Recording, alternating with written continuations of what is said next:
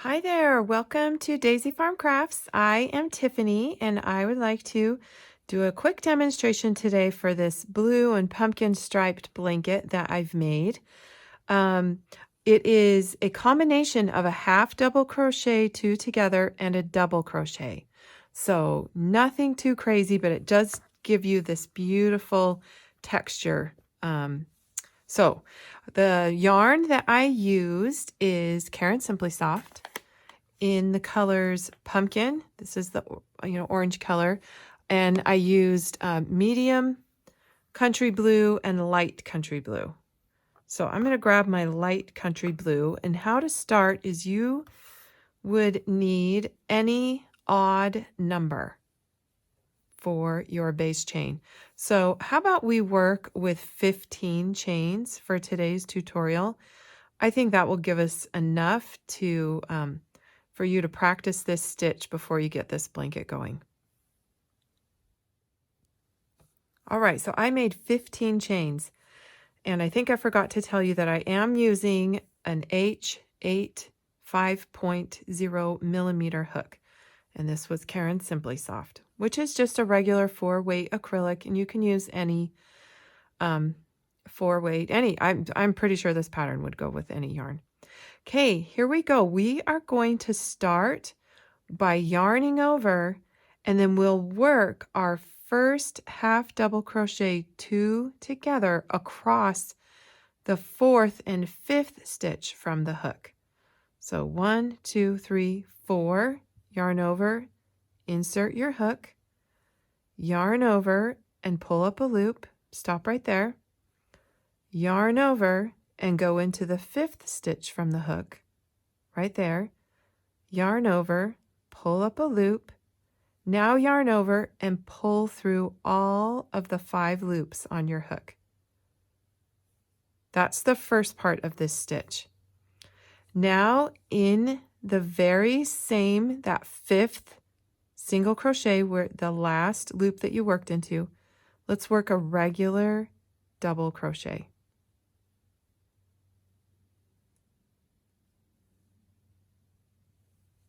Just like that. There's the beginning of our row.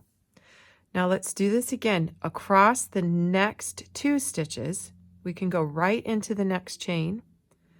I yarned over, I'm going to pull up a loop. I'm going to yarn over again, go into the next chain, yarn over and pull up a loop, and yarn over and pull through all 5 of those loops on the hook. Okay, so that's the half double crochet 2 together across 2 chains. And now in that second chain, let's work a regular double crochet. So I'm sort of combining 2 stitches across 2 stitches. I mean, it's still technically we're working 2 stitches. It's just the first one is across the 2 stitches, the 2 chains. And then we'll work that second stitch, the second, right into that second stitch. So it will match up. So we're not increasing or decreasing any stitches on the row. And that's where you get, it's kind of like a combined double crochet and then a double crochet. I just love that it thickened up the look of a double crochet, because sometimes those double crochets, they're just tall and skinny. And I love that it gave some bulk to this blanket. All right. How's it going? You got this? I hope I'm not going too fast. I hope you can see that I'm just working those half double crochets across the 2 stitches and then finishing with a double crochet. Now, in the very last 2 stitches, this is the thing, when we get to the end, all you need to do is work across the 2 stitches and call it good. We're not going to add that double crochet. Now chain 3. 1, 2, 3. Turn your work. Get a little bit more yarn here. Okay. Now on this row, we will work right there. This is that half, or the end of that stitch right there. So these are our turning chains. Don't work into the turning chains, work into the next stitch. Yarning over, we will work across those 2 stitches, just like before, and pull through. And now work your double crochet into that second chain, just like we were doing before. Okay, I'm going to let you go and you guys finish that all the way to the end of the row, and I'll meet you back. Okay, how did you do? Is it looking something like this? Now I'm hoping that what you have left is a stitch and the turning chains. So now that's what will work our cluster. Just the cluster, if you'll remember, yarn over and work this time in the top of that turning chain. I would say that's probably my least favorite thing about this pattern, but when you get going, you'll get into a rhythm and it'll be okay. Now I'll just pull through. So in some ways though, I think that will help you make sure your counts are correct and you're always getting the side of your blanket straight, is that you'll know I'm at the end when my last cluster, that last leg of it, has to be in the turning chain. 1, 2, 3. And then let's turn. All right, I'll do one more row and then let me show you how to change color in case you've never seen that done. I'm at the end of the row and I know this is my last cluster because I can work into that last stitch and then I've got to work underneath the turning chains somehow. Poke your hook in there. Do the best you can. All right, let's add a new color by pulling through. I just simply lay it over my hook and pull through with the new color. I'll start right away with a chain 3. 1, 2, 3.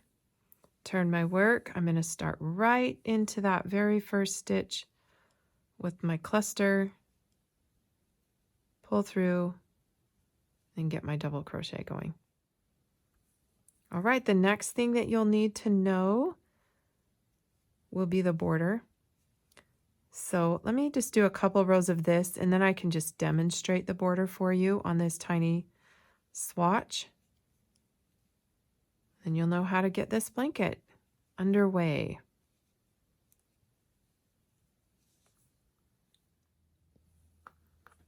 I'm weaving in the last bit of my ends here so we can get ready to do the border, which is what you would want to do before you do that. So like after you get your blanket done, you'll have some ends to weave in with those color changes. A few times you can carry the yarn up the side, but you'll have a few ends to weave in. So just working with a tapestry needle, large eye, blunt tip.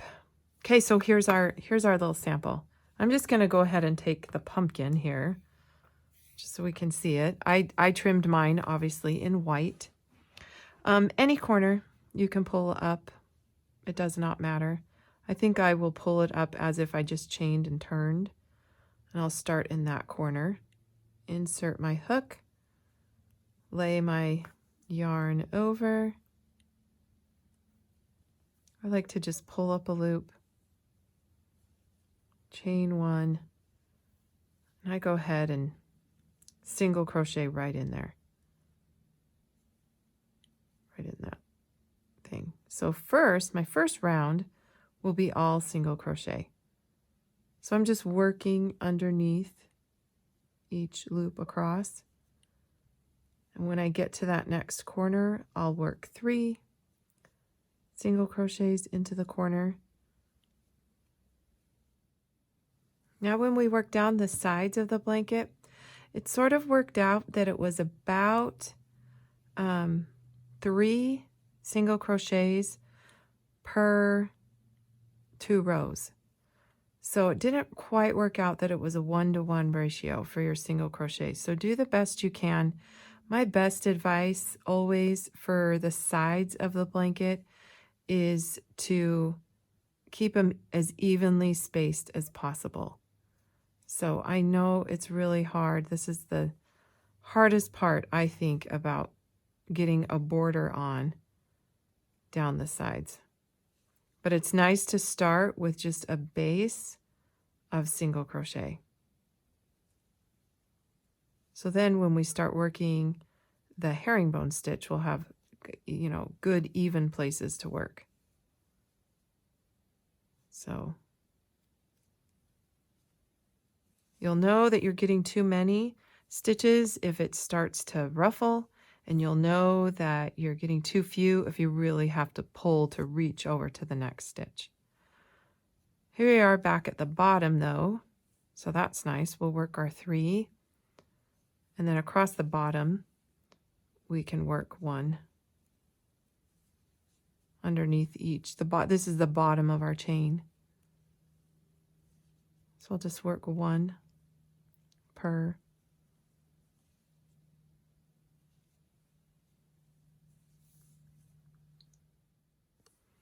Now when you get back to the beginning, go ahead and work, you know, your 2 single crochets, because we already did 1 in that corner.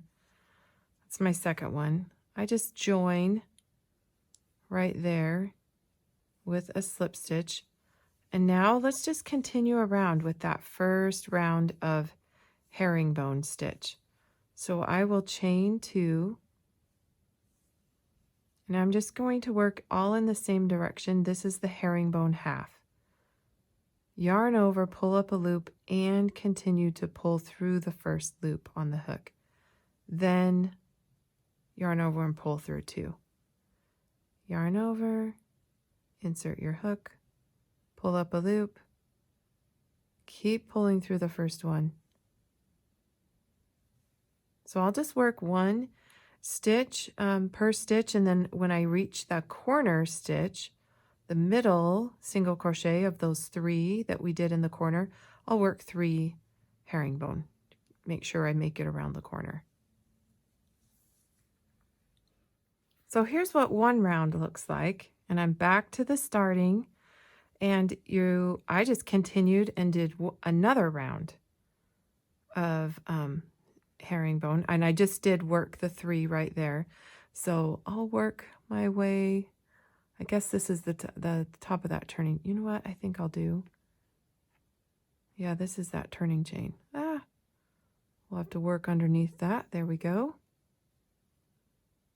Pull through. Oh, I don't think I made it in it, but that's okay. There we go. Work in that next one. And work another round. And it really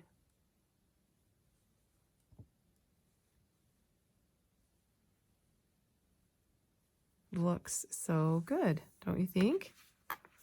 Okay, when I get back around, so still do the same thing, work 3 and 3. I reversed it, and I did 2 more rounds the opposite direction.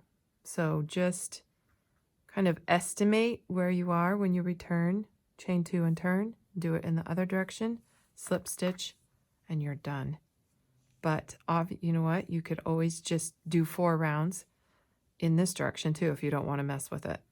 Totally up to you. This is what the back looks like. I love the herringbone stitch. Just looks so cool. Let me show you on the original blanket that I did. I did it, of course, in white. So this is what the reverse directions look like. So here's the 2 rows in one direction, and then I reversed to put it this way, just to give it some interest. But honestly, you could have done it either way. It's totally up to you, flexible. So that is how you make this blanket, that beautiful stitch right there. Not as hard as it looks. To me, this looks so complicated. And then when I broke it down, I was like, oh, it's really not that bad. So it's pretty. Thank you so much for coming by. We send you all our love. We're so thankful for every one of you following us along in all the blankets we are making in hopes. I still am making them in hopes to become a grandma. And but I just love that my daughters have become interested in crochet and just love to do their own designs as well, and share them with you. I think they've got a lot of creativity. It's so fun to watch them. Okay, you have a nice day.